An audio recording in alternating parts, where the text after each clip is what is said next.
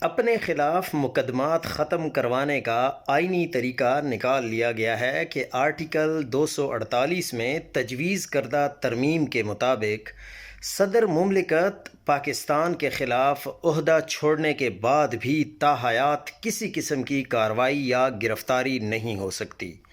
دوسری تجویز وزیراعظم کو بھی شامل کرنے کی ہے، مگر اطلاق ماضی سے نہیں ہوگا تاکہ عمران خان کہیں بچ نہ جائے۔ لیکن جب جوتیوں میں دال بٹ ہی رہی ہے تو لگے ہاتھوں پیپلز پارٹی نے بھی آصف زرداری کو کرپشن سمیت ہر طرح کے مقدمات سے بچانے کے لیے آئین میں اپنی مرضی کی ترمیم شامل کروا لی ہے۔ بیچارے نواز شریف کا کیا قصور ہے؟ ان کے لیے بھی کوئی ترمیم بما نام ڈال دیں۔ میڈیا ٹاؤٹ بنا لیا گیا ہے، عدلیہ تو ویسے ہی مار دی گئی ہے۔